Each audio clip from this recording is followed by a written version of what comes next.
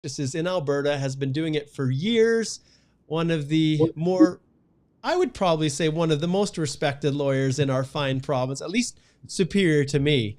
So Kevin Zemp has come to join me, and I'll introduce him in just a little bit. We will also open up a little bit of time for you guys to post some questions. As long as they're Alberta-centric, we may just answer them. So we'll be back in a little bit.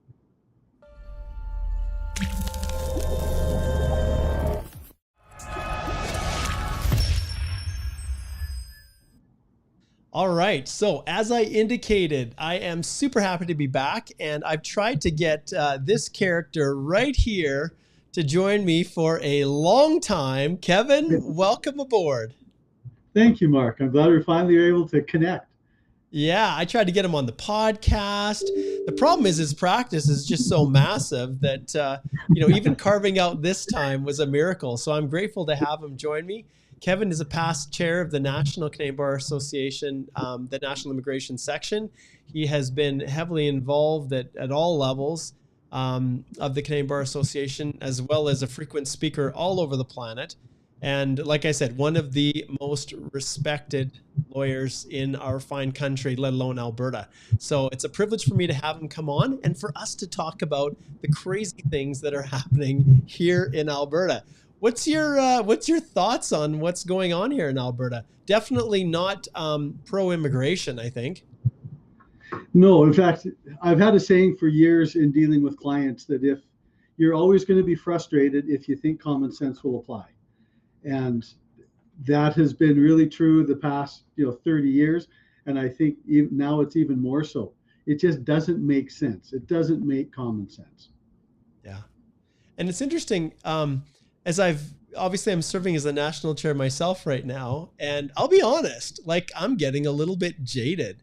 It's hard not to feel like the only thing the politicians care about is getting reelected. And, I don't want to be too harsh because there's some great MPs and MLAs out there.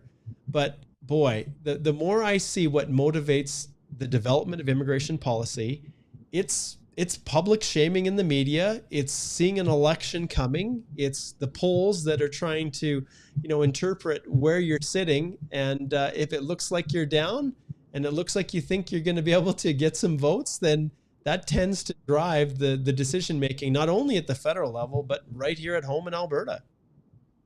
And I think we've seen that, certainly in the U.S., immigrant baiting has been a key electoral platform over the past several years. It's less so in Canada. Canada is still much more immigrant friendly and pro-immigrant, and we like permanent residents. We want to be an open country. Alberta, I don't think quite so much. I think when we look at some of the policy changes, they don't make economic sense. They don't make common sense. And all they do is hurt Alberta businesses and Alberta companies. But it's easier to sell. If you've got a 30-second soundbite or a 10-second soundbite, if you can say, hey, we're not going to let immigrants come take your job, that sells well. Whereas trying to explain how allowing some immigrants to come in can actually be a tremendous economic boon for the province. It's harder to explain the nuances of immigration, but it's really easy to say, we're not going to let these foreigners come take your job. Yeah. And I think, unfortunately, that's the trend Alberta is heading right now. Yeah, I agree. And it's interesting as you see what's happening at the federal level and then contrast what the decisions that Alberta has made.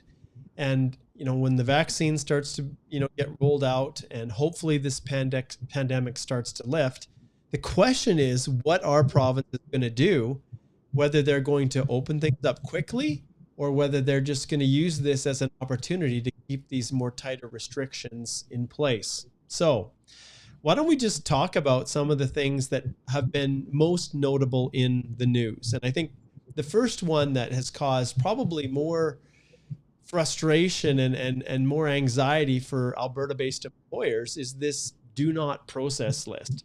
Can you share with the listeners, Kevin, just a little bit about that? What is happening? What does this mean, a do not process list? Well, it actually has its roots back in the NDP days of the previous government. And I remember not being overly surprised because yeah, just my expectation with the NDP government was that they would be less business friendly. Although the do not process list from the NDP government is much, much friendlier than the Conservative government. But basically, they just said, hey, here's some occupations.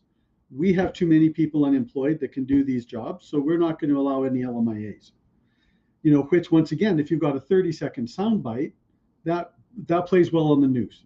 Yeah. What doesn't play well is trying to explain what the labor market impact assessment process is about. I mean, the whole purpose of the process, which incidentally, Premier Kennedy played a key role in establishing, is to make sure that if you're going to offer a job to a foreign national, that there are no qualified Canadians that are willing to take the job.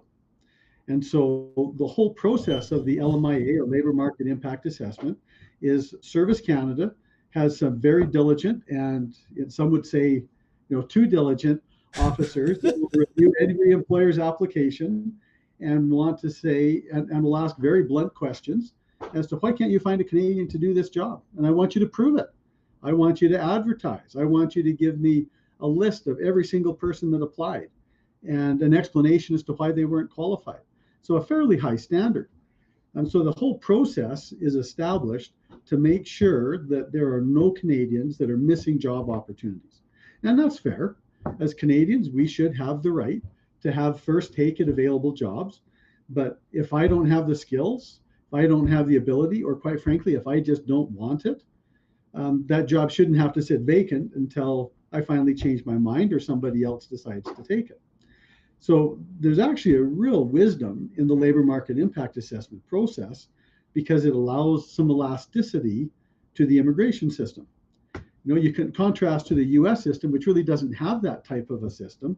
And the Canadian process is so much better because it allows employers who are struggling to find people to have a mechanism to fill jobs when they can't otherwise do it.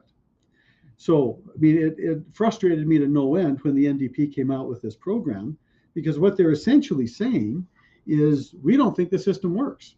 We think that this elaborate system that, Premier Kennedy had a big hand in developing doesn't work, and you're hiring all sorts of people to fill jobs that otherwise Canadians could take. Now, of course, there's always an element of fraud in every government program, and I'm certain, without any question, that there have been some abuses in the process. But generally, Service Canada does a pretty good job. And anyone who's been through one of those interviews or audits know that Service Canada takes that seriously. And if you can convince that officer that you have a job deficiency, well, then in the vast majority of cases, you're not able to fill the position with local workers. So in essence, by creating a do not process list, what you're saying is this very elaborate, very expensive, multi-$100 million system that has been put in place to encourage economic activity, to allow foreign nationals to fill jobs that Canadians can't or won't, is a complete failure. And therefore, we're just going to shut the process down. Now, the NDP, in their wisdom, restricted it to certain occupations that were perhaps in some cases a bit more justifiable.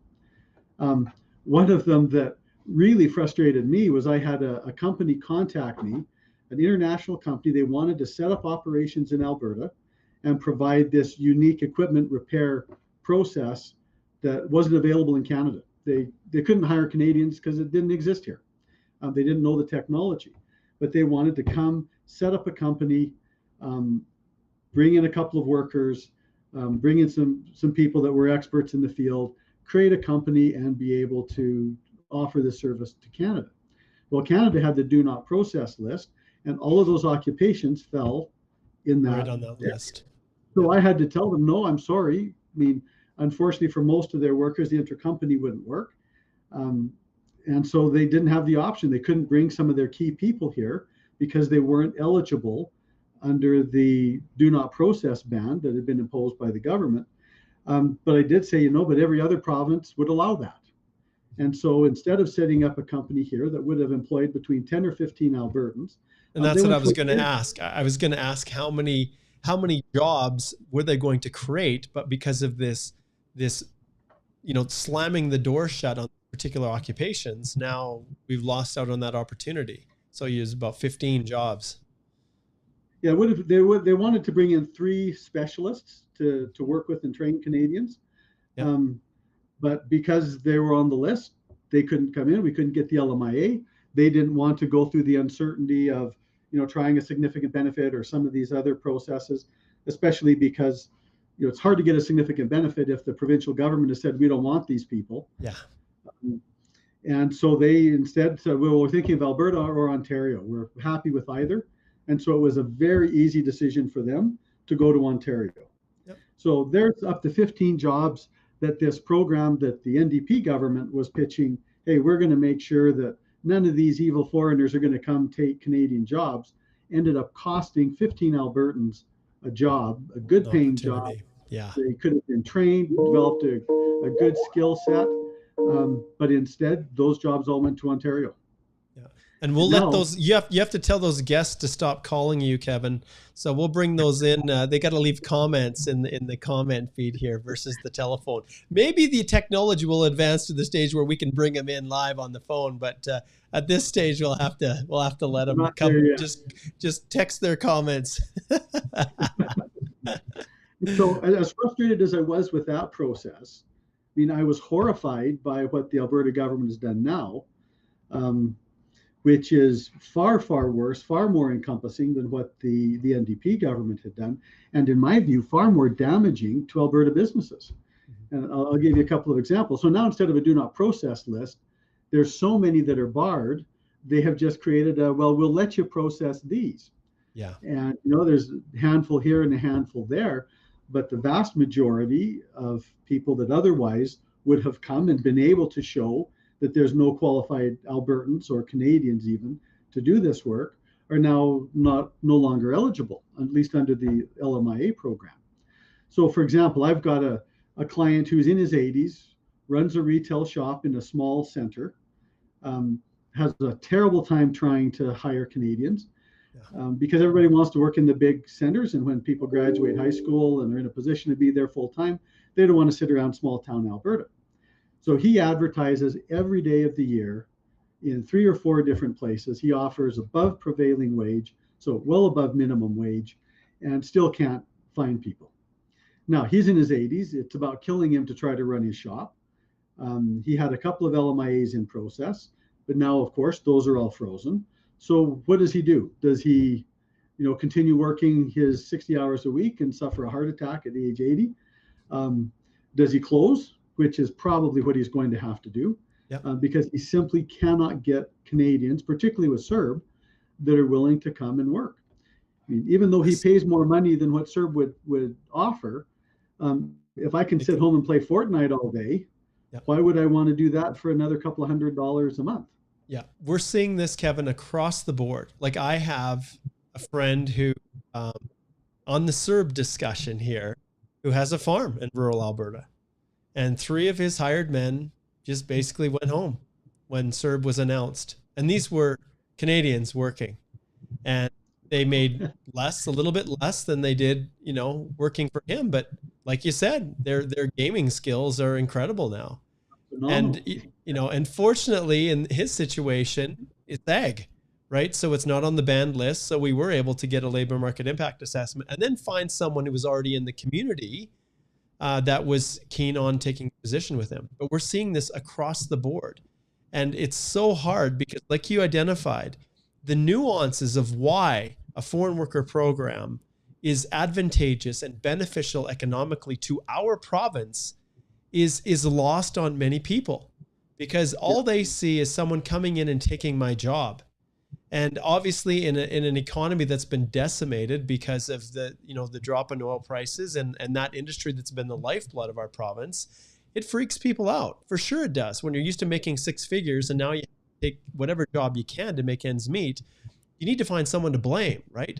And so that sometimes gets lost on the actual economics. And I want you to talk a little bit more about that. When it comes to the companies and the employers that you represent, not only this older man that you're talking about, who's going to have to potentially let his business close, and then all of the people in that community who are relying on that business, now that's another drop, another reason for this small little town to kind of slowly shrink away. And all because of poor immigration policies. And I suppose that, well, and then Alberta has a really unique situation that probably most of the people in the rest of Canada aren't aware of, in that, I mean, they've heard of the drop in oil and gas prices and they've enjoyed that at the pump. I know I have enjoyed that at the pump. Yeah. Yeah. But the economic consequences to Alberta have really been devastating. So I can see the government struggling and saying we've got to do something to, show people that we're really job focused, but creating something that hurts jobs so that you can prevent the occasional case of impropriety just makes no sense at all. So, for example, I've got a client that is willing to invest hundreds of millions of dollars in the oil patch, which is unusual these days because most people are avoiding it like the plague. But because of the dollars, he wants to bring in someone that he trusts and that he's got confidence in, that can run the program and take care of his money. Well, he doesn't qualify. We can't get an LMIA for it. Nope. So his view is, well, I'm not investing my money. I mean, I'm not going to put $200 million into a province that's across an ocean from me when I don't have somebody that I trust there to run the operation. So we can try a couple of things that we're doing, significant benefits and the rest of it. But the challenge with significant benefits is it's clear government policy is that they do not want people in his skill set working in Alberta. Yeah. And so instead of having 200 million and who knows how many jobs that would create and how many oil field workers that would put to work, the Alberta government has decided it's way too risky to have one person come to watch a couple of $100 million. And so we're willing to forego 30, 40, 50, 100 jobs because of this really nonsensical decision. And what drives me nuts is, of all provinces, I would never have expected it here with Premier Kenney. Yeah. Premier Kenney gets the program. He understands the program. I don't know if you remember, Mark, but remember when we had the Canadian Bar Association meeting in Calgary? I remember. But we invited then Minister Kenney to come speak, and there was some conflict that apparently had changed because at the last minute he made the terrible grand entrance. The grand entrance. Yeah. He ended up having lunch at the very restaurant at the hotel where we were having the conference. Yeah. So a couple of lawyers twisted his arm and said, come on up. You've got to come speak. And to his credit, he did. Yeah. And he came up, and he hadn't been prepped by his ministerial staff. He hadn't had somebody write him a nice long speech of what to give. Off the top of his head, he talked for over an hour and then spent over an hour answering questions from what I would say was a fairly hostile crowd. Mm-hmm. A lot of people didn't like his policies, but he blew me away because of how much, he didn't have a superficial knowledge of the program. Yeah. He knew every inch of it. And he could quote statistics. He knew numbers. Yep. I was absolutely amazed. Whether you agreed with Kenney's policies or not, he was no dummy. And he really knew his stuff. Yep. And I walked away from that with a new respect for his, at least his knowledge level. Yeah. And I don't think any minister before or after has had the same knowledge level of immigration that Kenney did. So see Kevin, so this is the question. I'm going to lead into this now. So you tell me, why in the heck is he doing what he's doing now? What is the principled policy rationale for having this massive blanket do not process list, which basically advertises to the world we're not open for business? Why? What's driving it? And I know the answer, but I'm asking. Well, I've thought about that and tried to give the benefit of the doubt. Fundamentally, the only reasonable basis that I can find for it is there are elements of hard right conservatism in the province that do not like immigrants of any sort. And I can only assume, because it certainly doesn't make business sense, it doesn't make economic sense. Premier Kenney knows and understands the economics.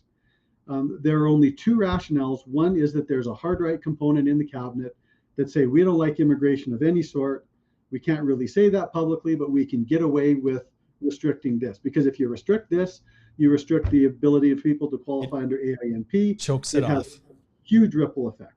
Yeah. So I think it is either, I think there's just elements in the party that are insisting upon that. And as a result, they keep the House happy. And frankly, it plays well on the news. If your Absolutely. most support is in rural Alberta, although I think even that would be challenged because there are lots of places in rural Alberta that are really struggling to Really find people to hurting. work, Hmm. and this is just cutting them off at the knees. Yeah. And I'm Either glad you that, brought that. Yeah. I was going to or say, if it, I'm glad you brought that up, Kevin, because if it's about votes, which I think there's a significant role that votes play in this, I think they need to appreciate the ramifications of what they're doing. They're solid backing constituents, rural Alberta, but not just rural, but the companies in all the major centers that are suffering. Like if you can hire one foreign national on this do not process list, and that foreign national has the ability to create 10, 15 jobs because of new investment, investor confidence in our province, this belief that yes, when I need my specialized people, the people I can't get anywhere else, I know that Alberta will let them in, which then creates jobs for other people.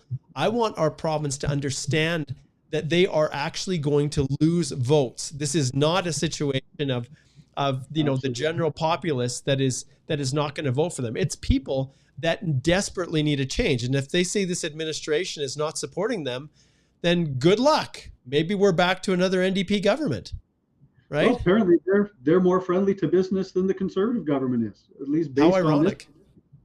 Yeah. The only other rationale can be is it's either pandering to the more hard right element of the party, or it's an admission that the complete foreign worker labor market impact assessment Yeah. system is a complete failure.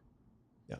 Um, Otherwise, I can't see any other reasonable explanation. It's Yeah. either we just want to shut down immigration, particularly for workers, which ultimately flows over to permanent residents, or the fact that the LMIA system is such a complete and abject failure that we have to completely shut it down in the province. Yeah.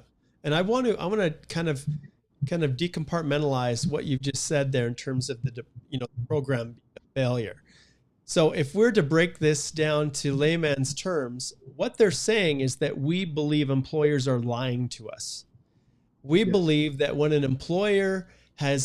we ask them to post their job in 3 different locations for at least 30 days and then keep one going for another 90 or until it's approved, and you tell us you can't find someone, we don't believe you. We believe you're actually lying and that there is people that you're just deliberately excluding, and therefore your application is it's a compilation of fraud, multiple levels of fraud. Yep. That's what they're saying. And to say anything else, because there's no other rational basis to create a list that physically bars individuals in certain occupations from even submitting an application when the whole process, like you talked about earlier, is designed to weed out companies who genuinely get responses. Like even think of this job matching, which was Kenny's brainchild.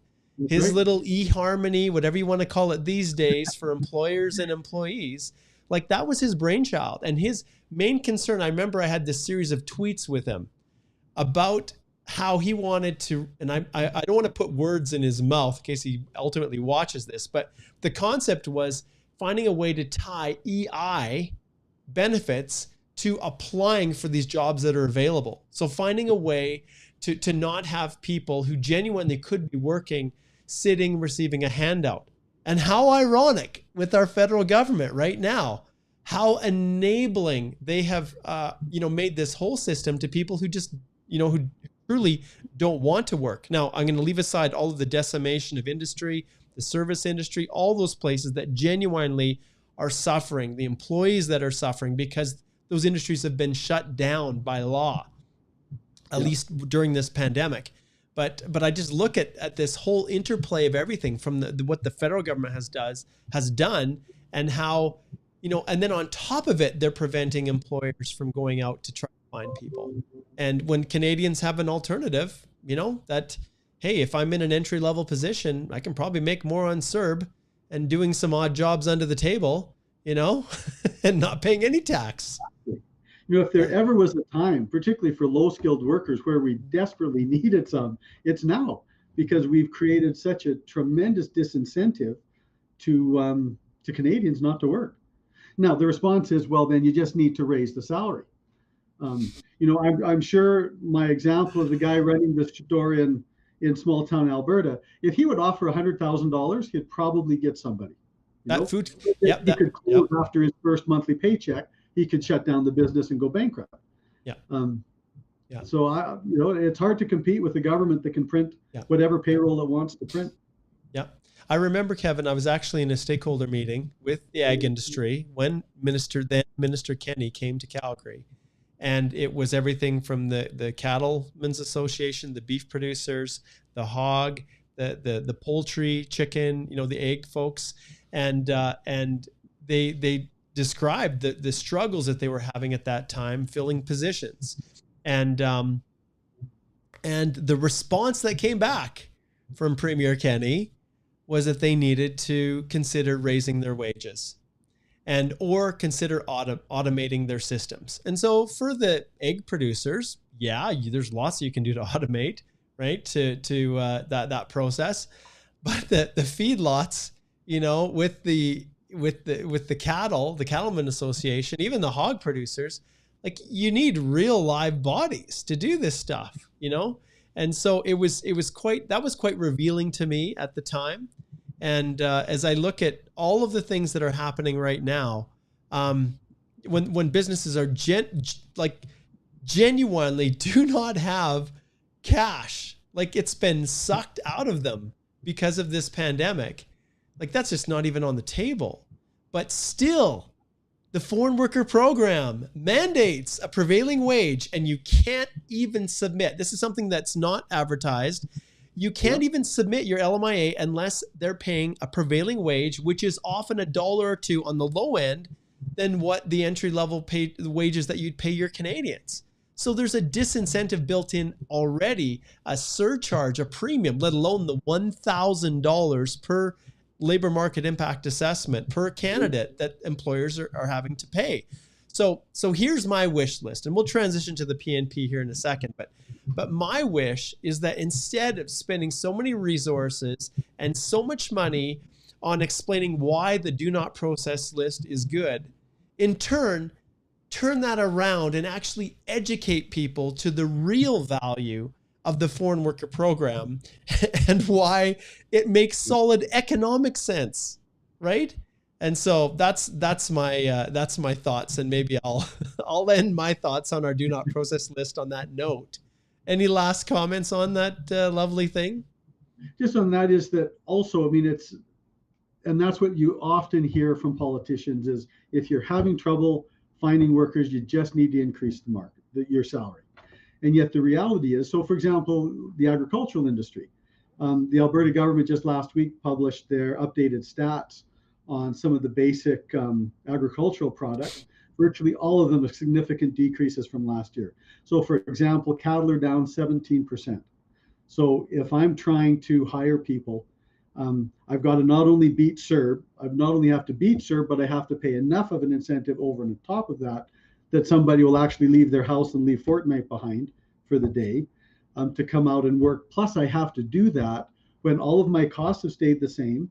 All the green taxes and everything else that are being imposed are increasing. And yet at the very same time that I'm having all of this increase in costs, my end product is 17% less. Now, the hard-hearted would say, well, then you shouldn't be in that business. Yep. But I think it's important. I remember a couple of months ago when you'd walk into a grocery store and a lot of shelves were empty. It was really nice to have a domestic beef industry. It was really nice to have our own farmers producing stuff for us to eat. And I don't know if we really want to say, well, if we can't be economic here in Canada, let's just buy it from Mexico. And then hope that one day, if there's another economic challenge, that Mexico is willing to give us the food. Yeah, that's a very, very good point. All right, so those of our listeners who are patient and have been waiting, the key here to get your comment pulled on for Kevin and I to review right below us here is to make it related to Alberta and some of the things that we're talking about. If you're a resident of Alberta, if you've got questions about the PNP or things like that, post it and we'll pull it on, okay? Now, let's shift gears. I want to talk about our Alberta Immigrant Nominee Program. So in concert with this announcement that there would be a do not process list, and Oh my goodness, it's hard to get away from that topic, I'll be honest, because I'm also thinking of all the applications that were sitting for 6, 7 months with no action, no response, nothing. Employers putting everything on hold, waiting for this to get approved, and then this massive cull. So leaving that aside, in concert with that, we also had this the decision to reduce the number of nominations that our province will extend each year by 1/3. And so what are your thoughts on the rationale for that, Kevin? Ouch. I mean, I was shocked to hear, I mean, a 30% decrease or 33% decrease is staggering. Now we're down to 4,000. We've almost never had, even despite the economic challenges we've had, we haven't really had that much of a problem filling the quota. So to have the quota drop that much, I think is very substantial. And I think once again, it's just that presumption of certain members of the government that immigration is a bad thing. But once again, the unique thing about the AINP was that you could have C and D knocks qualify. And so, I mean, I always found that a little unusual, but it was really a tremendous benefit for a lot of people that would come and work in jobs that, quite frankly, most Albertans had no interest in working in. I mean, if it wasn't for some of that, some of our main cattle processing plants would have. Well, I was thinking about that. Yeah. Like I had a friend before he and I left on our missions for our church. He worked at one of those meat packing plants, and he worked with the beef parts. Like his job was to clean up the stuff that no one else, wasn't fit for human consumption and make it into something else. I don't know. But he worked in those places. Like it was a nasty job. And the reality is, yeah, not too many Canadians these days, especially our Canadian kids. And I'm even looking at my own kids. I could strong arm my sons into going to work there if there was, if we lived closer to one of these places. But the reality is many of these jobs Canadians simply do not want. Like I think of our feedlots down here. We have lots of them down in southern Alberta. And how many want to be sloshing around in gumboots or muck boots with the cow manure, kind of dripping down over the top into their feet? Like really, that's what we're looking at here. So anyways, but that's, yeah. So yeah, exactly. And that's so, I mean, it was really nice to have that program. But then again, you look at most across Canada, we have a high school dropout rate of about 30%. Yeah. So we do have a large part of our population that, to be blunt, is relatively unskilled, that are going to be chronically underemployed most of their life. And so we need to have positions available for someone who just didn't thrive in the academic environment, that weren't interested in that. We need to have job opportunities for that. So I can see the push, which is why I was kind of surprised that we had, it seemed to be that the vast majority of AINP applications were actually C and D knocks. Yeah. And I think the numbers bear that out because, quite frankly, if you were an O, A, or B, you could qualify under express entry many times far easier than the extra delay in processing time of an AINP. Yes. So, I mean, if you wanted to focus the program on people that you had a higher chance of creating significant economic activity, you probably could have accomplished the same thing by removing the C and D, focus on the highly skilled, and as a result ended up with a higher percentage of the population that had unique skill sets, highly educated, highly trained people, and then saved the C and D jobs for those Canadians that don't have training or skill sets to be more employable. The problem is we've made it relatively comfortable for people that are Canadians not to take those jobs. Yeah. And so then we leave those employers in a terrible predicament. Yeah. It's interesting, Kevin, when I think about the AINP, we've got two programs, right? So realistically, we have two. The Alberta Opportunity Stream, which is open to everyone, C's and D's, everything that we've talked about. And then Alberta they were late to the game, but did jump on with an express entry stream where individuals who had no connection with Alberta, the province would pull those out of the express entry pool based on their occupation and their fit to the labor demands of our province. And when those announcements first came out, there was a little bit of explanation from some of the individuals, making those decisions, that the 30% was maybe those that were being qualified or pulled in through that express entry stream where they weren't already in Alberta or weren't otherwise connected. And I get that, in the midst of a pandemic, if you're going to choose to reduce, then fine. I can see that. You don't want new people coming, settling just for the same reasons that we have those travel restrictions for even those with who were going through the process of applying for permanent residence. There was a real halt in finalizing those because you didn't want this flood of people coming into Canada when there were, uncertainty with jobs, uncertainty with getting houses and all those kind of things. And we're trying to socially distance. I get that. But to say that 1/3 of all the nominations are really, it's just saying we're going to slow down on the express entry stream. I guess that's possible that was the case. But I'll tell you, when I talk to employers who now are unable to nominate, their employees are unable to go through because the cap has already been reached. That bar, that barrier is harming people that are here right now. And with work permits and the LMIA process now where you can't extend, you've created this vicious cycle where you're basically forcing an individual foreign worker into poverty, into working underground, into eventually, having to go home, not because the employer can't use them, but because either the work permit can't be extended or there isn't a pathway through the provincial nominee program anymore. These are people that are here already contributing, working, paying taxes. So yeah, so that's something that I've thought a lot about, and it doesn't make sense. I would love to have, I'd love to have Premier Kenney or Minister Copping come join us and have a frank discussion about really what is going on and why this was done the way it was done. Which, I would love, because every time you hear Premier Kenney give an explanation, it makes sense. Yeah. On other topics. But I'm really curious is what on earth is his explanation for this? Because he knows the program. I'm just completely baffled. Yeah. It just makes no sense. And then, you have all these people that come, spend literally a fortune to get a Canadian education. Yeah. And then because the way the system works, you need to have work experience, 6 months in Alberta if you got an Alberta education, or a year for express entry. And with the crush in the jobs environment, I can't imagine how heartbreaking it would be to tell your parents, I know you spent your life savings and you got me this great education. I can't find a job here and I've got to go home. Yeah.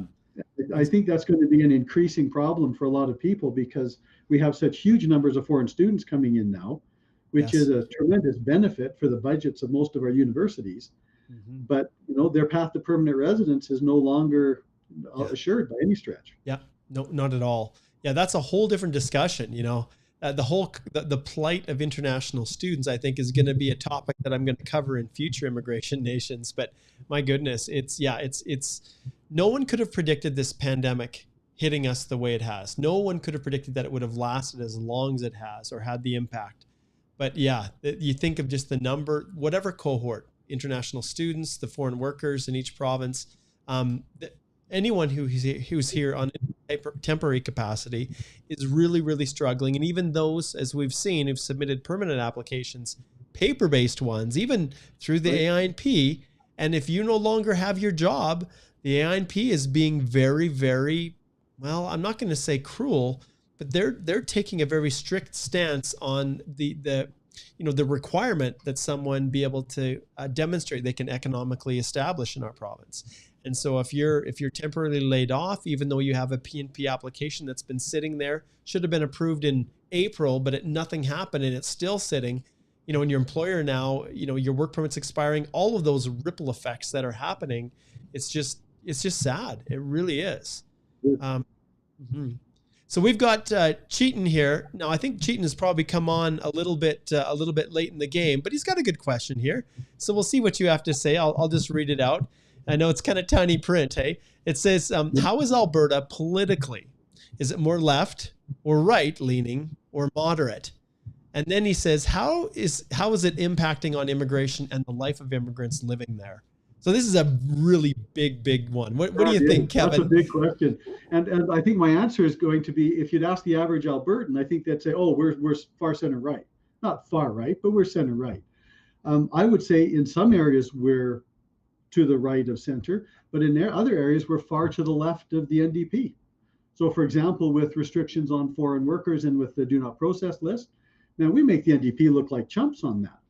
The current policy is far more intrusive, far more damaging to business, far more negative and state control than what the NDP were, which I never in 100 years would have thought I would have said that, we'll elect a progressive conservative government that will be further to the left on progressive business policies than the NDP. But we're making the NDP look quite conservative, at least on this aspect. On other areas, of course, they're much more conservative. But if I was a businessman, I would be leery of this government, particularly with its controls on or restrictions on my ability to hire high-skilled, highly qualified people to help me build my business. Yeah, and to create jobs, right? This is the big mantra that is being put out there. Like we're taking all these steps to encourage businesses to create jobs, to create positions. Well, we need money. And one thing that we haven't talked about is this new startup visa program that at least the Alberta Immigrant Nominee program is. We don't have a lot of details on it. They've also proposed some other rural entrepreneurial programs to encourage investment in the very community, Kevin, where your elderly client has his business, right? And it's not here yet. And maybe those are some of the solutions that may be available to help other people in his situation. But my goodness, that it just seems so knee-jerk, right? And the election isn't even looming. Like we've got some time here, guys. You don't have to start making, these crazy, decisions, just to kind of sway public opinion. Come on, you're supposed to wait till right before the election comes before you do those kinds of things. So, but I agree with Kevin. Yeah, go ahead, Kevin. If there was ever a time that you would want to stimulate and encourage business development, it's now. I've got a friend who's in the oil industry, a president of a company that's been quite successful. And he kind of gave up on Alberta and went down to the States and has been doing phenomenally well there. He came up for Christmas this year, just before the lockdown happened. But before the lockdown, he gave me a call and he said, Kevin, what has happened to Calgary? There's nobody here. And he took a picture at noon hour on Stephen Avenue, which is our big commercial, everybody goes out for lunch and wanders around the street. And he took a picture of Stephen Avenue at what would have been the busiest time, and there were 2 people on the entire street. Yeah. Now, and that was before the COVID restrictions kicked in. But the gutting of the economic core of Alberta has been really profound. I look out my office, I'm in the west end of the city. Most of the buildings around me are, one that's about 40 stories is completely empty. The others on both sides of the street are 70% empty. But he was just shocked at the difference in the city that he left a few years ago to the city that exists now. Yes. And we've had this double blow. We've had horrendous economic challenges with the collapse in the oil and gas market, and then COVID on top of it. I mean, I don't know why anybody would want to run for politics these days. Yeah. I mean, the worst job in the world has to be premier and cabinet members of Alberta. Absolutely. But when you have that kind of a struggle, surely you want to bring in people that are going to stimulate economic activity, that are going to invest, like I mentioned, as that example, $200 million in a critical industry. Yep. And yet the government is saying, oh, we can't let those people come in and take jobs from Albertans. That's ridiculous. I'm sorry, that's just ridiculous. Yeah. No, I agree. So we've got Harinder here, who looks to me like he's a truck driver. So he's watching us. So welcome, Harinder. He says he's a truck driver waiting for his Alberta PNP, I think. And he said he's been waiting for 4 months, but no approval. And I bring this on here, and I'll actually show you, Kevin, one more that he made. He said, very long time wait. and Harinder, you are exactly correct, because your application was paper-based, even at the provincial level. And at the time in which you submitted it, nothing happened for a long time. And, you know, and so you can expect, my friend, that you're going to have a much longer wait. Now they've also taken steps, and you and I, Kevin, we could get into the fact that us representatives, the Alberta Immigrant Nominee Program isn't necessarily our best friends, I guess. Us representatives, sometimes they don't like us. I don't know if it's us immigration lawyers who always call them out on stuff when we don't agree, or whether it's the plethora of sketchy immigration consultants who at times really have a negative impact on our industry. And don't get me wrong, there's some amazing consultants out there that are doing things the right way, but there is a freaking boatload of them that really have played a significant role in probably the decision of the province of Alberta to create the banned list. And, and so there absolutely there's fraud in the system. I've had numerous occasions when I've had employers come back to me to help with the renewal that was handled by a different representative. And I have to be really careful because I don't want to just give the impression blanket that all consultants are bad, because that's not the case at all. There are some that are excellent, but where they were specifically counseled to ignore the 150 applicants that actually responded, and just submit it, and it was approved. And then I'm like, well, I can't help you. If you were to post the ads now, what would be the result? Well, we'd probably get lots of responses. Well, there's the answer. My representation comes to an end. Right? That's how the program was supposed to be developed. But individuals like Harinder here, I sure hope your trucking company is willing to proceed forward with another LMIA for you. Obviously, that's another industry. I think, Kevin, I'm pretty sure they're not on the banned list. I think they're on the okay list. I haven't done one. I never even looked at it to see. But I'm assuming that for Harinder, I'm pretty sure that that long haul truck drivers are probably okay. But actually, I'm not seeing it. No, I don't think you're on the protected list. Okay. Which is interesting, since truck drivers are considered essential service. I didn't even I don't act for any right now. I don't have any employers that are trucking companies. Okay, well, Harinder, I sure hope, my friend, that if you do have, you get your nomination pretty quick, and then you get your application submitted, and miraculously hope you get an acknowledgement of receipt to do a bridging work permit, because otherwise you're going to be hooped, my friend. So Harinder is only one of many. Yeah. Harinder is only one of many practical examples of people whose lives are going to be tremendously affected. And Harinder, I shudder to think, how much you paid and what you did, what sacrifices you made to get here in the first place. And as a truck driver, you're on the front lines every bit as much as anyone else is, driving, into the US or other places and exposing yourself. I've got, friends that were truck drivers that he ended up having to quarantine in his own truck. Can you believe this, Kevin? Like, it was cruel and heartless, but that's what happened. So those are some of the realities. So, yeah. Well, so that's, and now that we're locked down and stores in Alberta now can't have more than 15%, I mean, everybody's going to buy online, and it's going to be truck drivers that theoretically are going to be saving Christmas. If Santa and Rudolph can't get anywhere, we're going to depend on drivers, and absolutely, we're going to have a hard time getting them. Although we couldn't get them here now anyhow. No, that's the reality.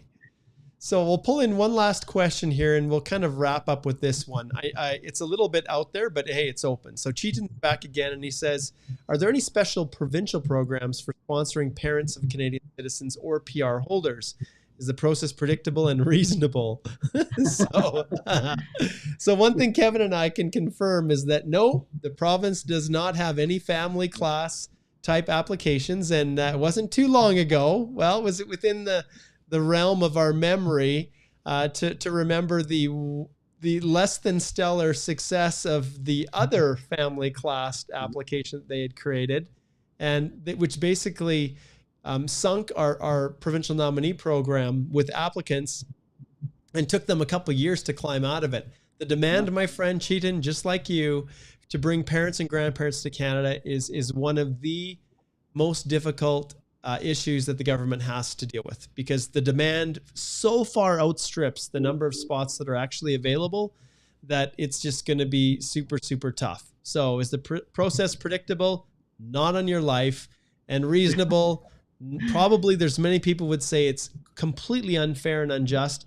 But at least this year, they went to a lottery versus the Ticketmaster approach last year, where whoever had the fastest fingers was able to get their expressions of interest in, right?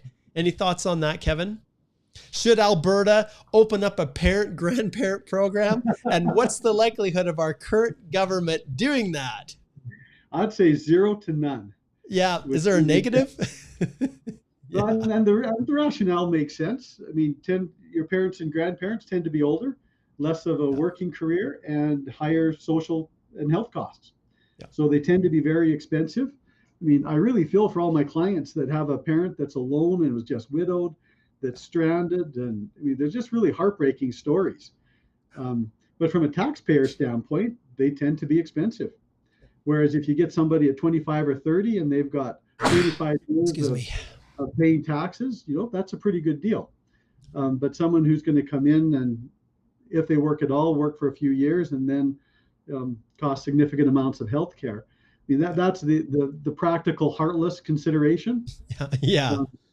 But unfortunately, as a country, we've kind of spent the pot. Yeah. And so we've got to make some really hard decisions. Yeah.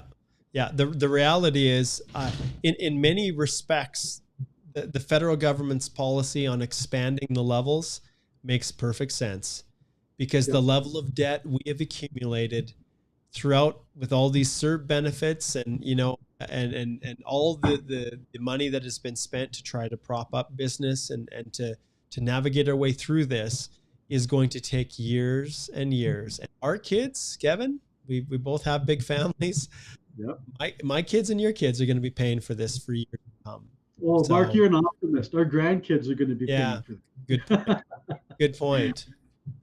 All right. Well, that's awesome. Well, this was a great discussion. It was fun to talk about our home province. Usually it's all federal stuff. And so it's great to have a chance to just shoot the breeze. And that's the beauty of Immigration Nation, is we can talk about anything. And, and just to clarify for everyone, although I have I'm the chair of the National Canadian Bar Association, none of these statements whatsoever reflect in any way, shape, or form anything related to the Canadian Bar Association, petitions or otherwise.